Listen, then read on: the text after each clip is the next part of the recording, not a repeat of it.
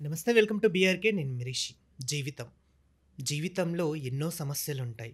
జీవితంలో ఎన్నో ఒడిదుడుకులు గూడా ఉంటాయి. కష్టాలు, సుఖాలు, సంతోషాలు వీటన్నిటికీ కేర్ ఆఫ్ అడ్జస్ట్ జీవితం. సో, ఈ జీవితంలో కొంతమంది ఏంటంటే ఎన్నో సమస్యల వల్ల స్పాట్ డెసిషన్స్ తీసుకొని సూసైడ్‌లు చేసుకుంటూ ఉంటారు. ఇక నాకు ఈ జీవితం వద్దు అని జెప్పేసి ఎంతోమంది సఫర్ అయ్యి వాళ్ళు కూడా ఎంతోమంది ఉంటారు. అసలు ప్రతి మనిషితో చెప్పుకోవాలంటే కూడా కొంతమందికి ఇంకోలా షేమ్‌గా ఫీల్ అవుతూ ఉంటారు. ఇలాంటి వారికి అలాంటి డెసిషన్స్ ఎందుకు తీసుకుంటారు? అసలు ఆ డెసిషన్స్ తీసుకోవడానికి గల కారణాలేంటి? వీటన్నిటి గురించి తెలియజేయడానికి మనతో పాటున్నారు senior counsellor, life coach Moganti Durgaprasad garu. వారిని అడిగి మిగతా విషయాలు తెలుసుకుందాం. నమస్తే సార్. నమస్కారం రిషితేజ. ఎలా ఉన్నారు? చాలా హ్యాపీగా ఉన్నాను. చాలా హ్మ్. సంతోషంగా ఉన్నాను. హ్మ్. బాగున్నాను. సో, మీరు హ్మ్. సంతోషంగానే కాదు, ఇంకా చాలా మందిని గూడా సంతోషపెడుతూ ఉంటారు. ఎందుకంటే, హ్మ్. మీ యొక్క మాటల వల్ల చావాలనుకునే వారికి గూడా అవును. బతుకు మీద ఇంట్రెస్ట్ తెప్పించేంత గొప్ప మెంటాలిటీ, అవును. మనస్తత్వం మీది. సో, కొంతమందేంటంటే సార్, ఈ మధ్య కాలంలో చూస్తూ ఉంటాం. అంటే ఎగ్జామ్స్‌లలో ఫెయిల్ అయ్యి, తర్వాత ఇంకా అమ్మ ఏదో అన్నదని, నాన్న ఏదో హ్మ్. అన్నాడని, ఇలాంటి వాళ్ళు కొంతమంది స్పాట్‌లో డెసిషన్స్ తీసుకొని సూసైడ్ దాకా వెళ్తూ ఉంటారు. ఇలాంటి అవును. వాళ్ళు అసలెందుకు ఇలాంటి థాట్స్ వస్తున్నాయంటారు? విషయం ఏంటంటే, ఈ ఆత్మహత్య చేసుకున్నోళ్ళలో రకరకాల కేటగిరీ స్టూడెంట్స్ ఉంటారు. హ్మ్. తర్వాత ఫ్యామిలీస్ ఉంటారు. ఆర్థికపరమైన అంటే బిజినెస్ పీపుల్ ఉంటారు. పెద్ద పెద్ద బిజినెస్ పీపుల్. చాలా ఆశ్చర్యంగా ఉంటదనమాట. ఆ బిజినెస్ ఒక కాఫీ డే ఒక ఓనరు ఒక యానం దగ్గరికెళ్ళి ఆయన ఆత్మహత్య చేసుకున్నాడు. కానీ ఆళ్ళ ఆవిడ హ్మ్. తను టేకప్ చేసి దాన్నంతా క్లియర్ చేసింది. హ్మ్.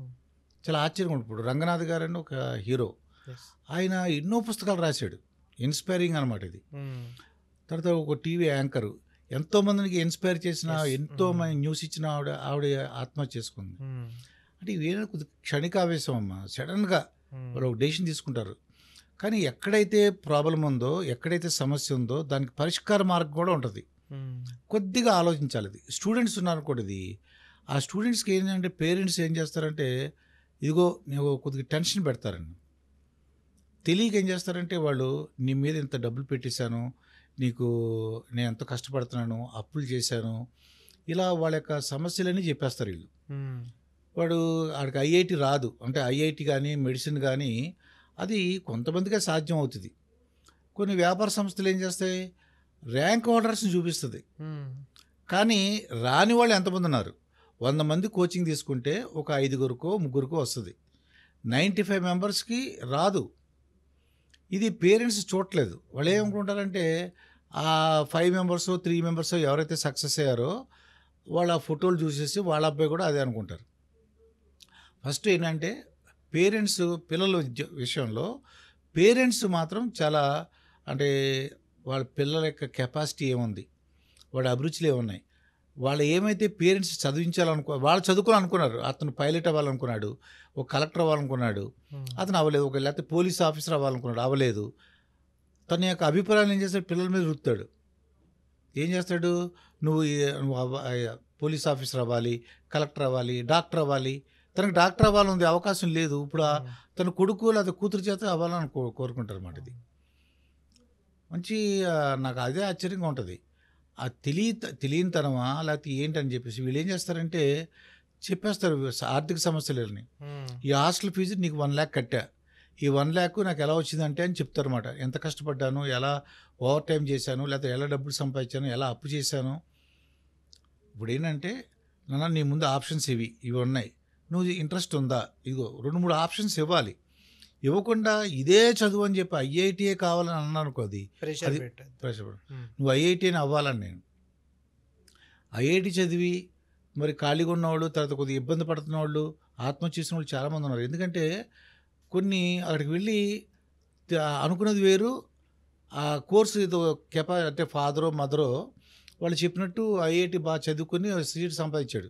కానీ అక్కడ ఆ కెపాసిటీ అతనికి సరిగ్గా హ్మ్. అర్థం అవ్వట్లేదు సబ్జెక్టు. లేదంటే అతనికి ఇంట్రెస్ట్ లేదు. అది వేరే ఉంది. కానీ వచ్చేసింది. కానీ ఇప్పుడు ఇంట్రెస్ట్ లేదు. ఇలాగ ఎప్పుడు కూడా పేరెంట్స్ విషయంలో ఇబ్బంది అంటే వాళ్ళ అబ్బాయిని గాని, అమ్మాయిని గాని ప్రెషర్ పెట్టకూడదు మనం. ఆర్థిక విషయాలు చెప్పకూడదు. వాళ్ళకి ఏం కావాలో వాళ్ళ టార్గెట్లు ఫిక్స్ చేయకూడదు. నాకు ఇన్ని మార్కులు కావాలి 99 మార్కులు వస్తే వెరీ గుడ్ అని అనకుండా ఈ ఒక మార్క్ ఎందుకు పోయింది చూడని అన్నోళ్ళు ఉంటారు. అవును. హ్మ్. అది చాలా తప్పది. వాళ్ళకి ఏంటంటే లేకపోతే నా నా ఫ్రెండ్ గారి అబ్బాయి కంపారిజన్. ఇంకోటి ఏంటంటే కంపేర్ చేస్తున్నా మా ఫ్రెండ్ అబ్బాయి చూడు, అది ఎదురుంటే అమ్మాయి చూడు, వాళ్ళ హ్యాండ్ రైటింగ్ ఎంత బాగుంది చూడు, లేకపోతే ఎలా సీట్ సంపాదించి చూడు అని. హ్మ్. వాళ్ళకి వస్తాయి. వాళ్ళకి ఆ కెపాసిటీ అది. ప్రపంచంలో రిషితేజ్ మన చేతి వేళ్ళు చూడు అన్ని అన్నీ ఈక్వల్గా లేవు, ఒకేలా డిఫరెంట్గా ఉండవు. ఉంటాయి. అవును. హ్మ్. ఉన్నా కూడా ఈక్వల్గా ఉన్న కూడా ఇబ్బంది అంట. హ్మ్. ఈ అన్ని చేతి వేళ్ళు ఈక్వల్గా ఉన్న కూడా పట్టుకోవడానికి అంటే సాధ్యం కాదంట అది. అది మన గ్రిప్ ఉండదంట అది. అవును. హ్మ్. ఆ గ్రిప్ రావడానికి దేవుడు ఇలా ఇచ్చాడు మనకి. హ్మ్. అటువంటిది పిల్లల్లో ఒక్కొక్కరు ఒకళ్ళ ఇండివిజువల్ ఎవరి మెంటాలిటీ అది. ఇంకోళ్ళతో కంపేర్ నా మెంటాలిటీ వేరు, నా తమ్ముడిది వేరు, మా అన్నయ్యది వేరు, మా ఎదురింటి ఎదురింటి అబ్బాయిది వాళ్ళది. వేరు. అవును. హ్మ్. ఎవరికి వాళ్ళు వేరది. అది అర్థం చేసుకోలేదు. అవేర్నెస్ లేదు. మూర్ఖత్వం. ఇదివరకేంటంటే మా చిన్నప్పుడు హ్మ్. పేరెంట్స్ ఏమీ ఫిక్స్ చేసేవారు కాదు మాకు.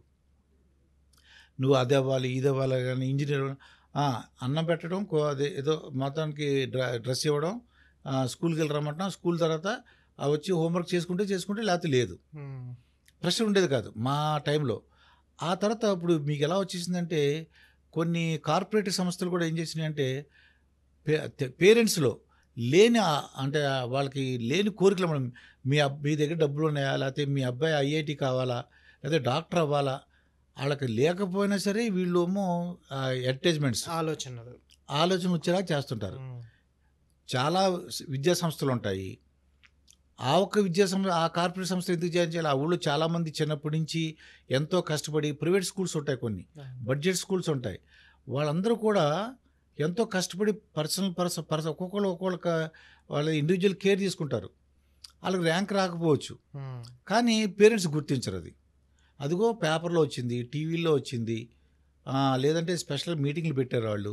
ఇంటింటికి వస్తుంటారు వాళ్ళు. అయితే అవును. ఇంటింటికి హ్మ్. వచ్చేసి మీ అబ్బాయిని జాయిన్ చేయండి, మాకు వచ్చిన ర్యాంకులు ఇవని చూపిస్తారు. అదేమో వాళ్ళు అట్రాక్ట్ అయిపోతారు.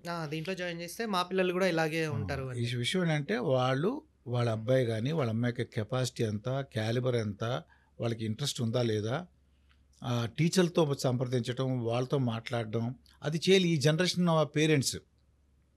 పూర్వంలో తెలియక చేశారు. ఎప్పటికైనా మారాలి పేరెంట్స్. హ్మ్. అంటే అలానే విచ్చలవిడి ఇది కూడా ఇవ్వకూడదు. అంటే అది విచ్చలవిడి విశృంఖలంగా స్వేచ్ఛ కూడా ఇవ్వకూడదు. వాళ్ళని ఏం చేస్తున్నా అబ్జర్వ్ చేస్తూ ఉండాలి. హ్మ్. పేరెంట్స్ కూడా క్వాలిటీ టైము ఇవ్వాలి, ప్రొవైడ్ చేయాలి. మాకు చదువుకో అని పంపించారు అనుకోది, అలా కాకుండా ఏం చదివాడు, ఏం చేశాడు అని వాళ్ళతో టచ్లో ఫాదరో మదరో ఎవరో టచ్లో ఉంటే ఏం చేస్తున్నావు అని అబ్జర్వ్ చేస్తున్నావు అనుకోండి, ఈ విద్యార్థుల హత్యలు తగ్గుతాయి. హ్మ్. మరి కొంతమంది భార్యాభర్తలు గొడవల్లో ఉంటున్నాయి. భార్యాభర్తల గొడవలు ఏంటి, అనుమానం ఎక్కువగా ఇప్పుడు సెల్ ఫోన్స్ వచ్చేసినాయి, హ్మ్. ఈ ఇన్స్టాగ్రామ్ అని అదే మొత్తం సోషల్ మీడియా వచ్చింది. దాంతో ఏమైందంటే ఇదివరకు లేని ఛాన్సులు 10 మంది ఎక్కువ మందితో పరిచయాలు వచ్చేస్తున్నాయి. హుహుహు. అంటే మెసేజ్లు పెట్టుకోవడం, మనం ఒక యెస్. ఇన్స్టాగ్రామ్ అకౌంట్ ఓపెన్ చేసాం, హ్మ్.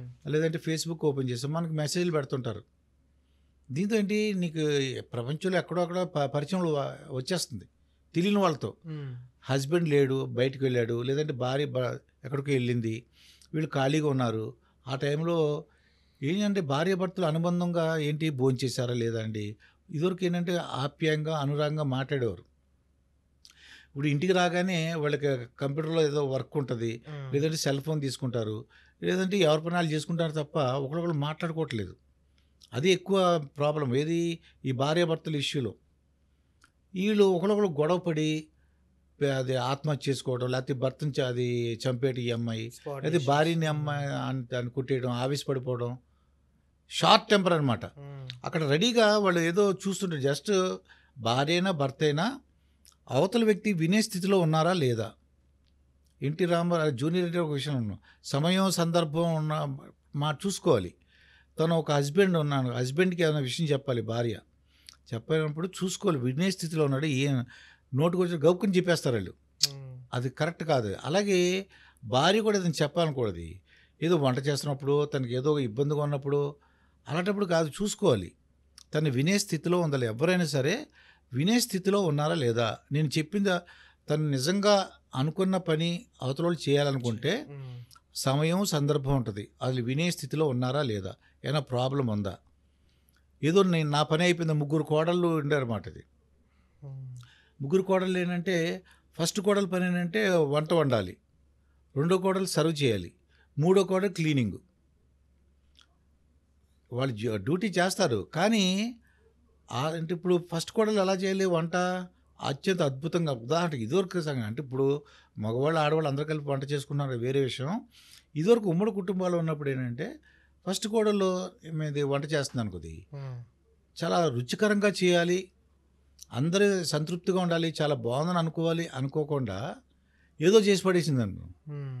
ఏదో వంట చేయాలి చేసేసింది అంతే. రెండో అమ్మాయి ఏంటి భోజనం పెట్టాలి, భోజనం పెట్టేసి అందరికీ వచ్చినప్పుడు పెట్టడం కాకుండా వేడివేడిగా పెట్టడం కాకుండా నా పని ఏంటి ప్లేట్లో భోజనం పెట్టేయడం, పెట్టేశాను నేను. హ్మ్. అది ఎలా ఉంది? లేదంటే వచ్చిన వాళ్ళందరూ కూడా ఆప్యాయంగా ఆ దగ్గర కూర్చోవడం, తన బావగారో లేకపోతే మరిదో లేకపోతే మావయ్య గారో అత్తయ్య గారో లేకపోతే పిల్లలో కూర్చుని పెట్టడం అదొకటి. హ్మ్. మూడోది అదేంటి అది లేకుండా పెట్టేసి ప్లేట్లో పెట్టేసి తింటే తినండి మీకు వచ్చినప్పుడు అంటే అంటే హ్మ్. కేర్లెస్గా ఉన్నట్టు. మూడోగా కోడలు ఏంటంటే క్లీనింగ్ కదా, తిన్నారో లేదో నాకు అనవసరం, టేబుల్ క్లీన్గా ఉండాలి, నేను క్లీన్ చేసేస్తాను అంటే ఎలా కుదురుతుంది? అంటే ఏంటంటే మనస్ఫూర్తిగా చేసే పని మీద హ్మ్. ఒక ఇంట్రెస్ట్ ఉండాలి. ఎవరి గురించి చేస్తున్నాము ఏంటని, తల్లిదండ్రులు కానీ వైఫ్ అండ్ హస్బెండ్ ఎవరైనా సరే ఒక పని చేస్తున్నామంటే మనస్ఫూర్తిగా క్వాలిటీ టైం ఓకే. మన అవతల వాళ్ళకి మనం చేయాలనుకుంటే చేస్తాం, లేదనుకోండి చేయకూడదు. నేను ఈ పని చేయలేనంటే నాకు ఈ ప్రాబ్లం ఉంది, నాకు నీరసంగా ఉంది, లేకపోతే నేను చేయలేను, ఇది ప్రాబ్లం ఉంది, లేకపోతే నా వల్ల కాదు అని చెప్పాలి తప్ప చేస్తానని చెప్పేసి సరిగ్గా చేయకపోవడం. ఆ స్టూడెంట్ ఉన్నానుకో, నాన్న పేరెంట్స్ అడగాలి, నీకు ఇది నీ కోర్స్ అనుకున్నా, కోర్స్ 1, కోర్స్ 2, కోర్స్ 3 హ్మ్. ఏంటంటావు, అంతేగాని ఒకటే కోర్స్ పెట్టకూడదు. తర్వాత వాళ్ళు చెప్పేది వినాలమ్మా, నువ్వేం వినక నువ్వు అది చెప్పదు చేయి అంతే, చెప్పింది చేయి అలా అంటే అవదు అది. హ్మ్. ఏదేమైనా కొద్దిగా ఏంటంటే ఈ భార్యాభర్తలు కానీ ఇది కానీ ఆర్థిక సమస్యలు ఉన్న వాళ్ళకి ఏంటంటే ఏదో కొన్ని కోట్లు ఇదో ఒకటి ఇబ్బంది అవుతుంది, అప్పులు చేస్తారు, దానికి పరిష్కార మార్గం ఉంటుంది, కంగారు పడకూడదు. ఈ కాఫీ డే ఓనర్ చూడండి ఎలా కానీ వాళ్ళ వైఫ్ సాల్వ్ చేసి పడేసింది. హ్మ్. అలాగే ఒక బంగారు షాప్ అనమాట ఇది, ఆ ఓనర్ని హత్య చేశారు బెంగళూరులో, కానీ ఆ వైఫ్ అతని కన్నా ఇంకా బాగా చేసింది. అంటే అతను హత్య అది బై మిస్టేక్ అంటే ఓనర్ చనిపోయాడు, అందరూ ఏమనుకున్నామంటే ఆ బంగారపు షాపు ఇంకా క్లోజ్. నెంబర్ ఆఫ్ క్లోజ్ అయిపోతుంది, ఆయన లేడు కదా అనుకున్నాం. హ్మ్. మరి ఆవిడ ఒక అది వైఫ్ అని ఒక ఛాలెంజే తీసుకుంది, ఆయనకంటే ఇంకా కొత్త ఆలోచనలతో ఇంకా ఈ బ్రాంచ్లు ఎక్కువ పెట్టింది ఆవిడ. నాకు అదే ఆశ్చర్యంగా ఉంటుంది అన్నమాట. ఒక ఛాలెంజ్గా తీసుకుంది, ఓకే. ఇన్స్పిరేషన్. అసలు ఆవిడ హస్బెండ్ ఉన్న ఆవిడ ఎప్పుడు నేను చూడలా, మాకు తెలిసిన వాళ్ళు. Right. Thank you so much sir. చాలా చక్కటి విషయాలు మాతో షేర్ చేసుకున్నారు. ఇంకోటి ఏంటంటే ఒక మనిషికి కావాల్సినట్టు కోపం కానీ ఇవన్నీ ఏవి వద్దు. శాంతంగా, ప్రశాంతంగా ఆలోచిస్తే కూడా ప్రతి మనిషి ఒక సక్సెస్ఫుల్‌గా అవుతారు అనే దానికి మీరు మంచి నిర్వచనం కూడా మంచి ఎగ్జాంపుల్స్‌తో చెప్పారు. Thank you so much sir. ఇలాంటి అమూల్యమైన విషయాలు మాతో షేర్ చేసుకున్నందుకు మా ఛానల్ తరపు నుంచి మీకు ప్రత్యేకంగా ధన్యవాదాలు తెలుపుతున్నాను సార్. నమస్కారం. ఓకే. చూసారు కదా! మీకు కూడా ఇలాంటి సమస్యలు ఏదైనా ఉంటే ఈ సార్‌ని సంప్రదించండి. ఎందుకంటే మీ జీవితం మీ చేతుల్లో ఉంటది కాబట్టి ఇలాంటిది మళ్ళీ మీరు తెచ్చుకోకుండా ప్రయత్నం చేయండి. అప్పటి వరకు చూస్తూనే ఉండండి బీఆర్‌కే.